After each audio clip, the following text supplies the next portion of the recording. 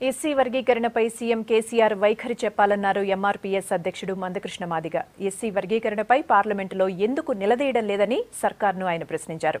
AP అసెంబ్లీలో వర్గీకరణ bill పెట్టే వరకు ఆ ప్రభుత్వంపై ఒత్తిడి తెస్తామన్నారు. ఈ నెల 17 నుంచి తెలుగు రాష్ట్రాల్లో ఆందోళనలు చేస్తున్నామన్నారు మందకృష్ణ మాదిగ. ప్రస్తుతం జరుగుతున్న పార్లమెంట్ సమావేశాల సందర్భంలోనే ఎస్సీ రిజర్వేషన్ల వర్గీకరణ చట్టబద్ధతకై తెలంగాణ రాష్ట్ర ముఖ్యమంత్రి కేసీఆర్ నాయకత్వంలోనే అఖిలపక్షం ఢిల్లీకి వెళ్లాలని డిమాండ్ చేస్తూ ఈ నెల 19న ఇందిరా పార్క్ వద్ద ఎంఆర్పీఎస్ మాదిగ స్టూడెంట్ ఫెడరేషన్ ఆధ్వర్యంలో మహాధర్నా కార్యక్రమాన్ని చేపడుతున్నాం. ఈ నెల 17న మాదిగ స్టూడెంట్ ఫెడరేషన్ ఆధ్వర్యంలో చెలో ఢిల్లీ కార్యక్రమాన్ని ఫిబ్రవరిలో జరుగు బడ్జెట్ పార్లమెంటు వరకు వాయిదా వేసుకుంటున్నాం. 17వ తారీఖు నుంచే ఆంధ్రప్రదేశ్ శాసనసభ సమావేశాలు కూడా జరుగుతున్నాయి.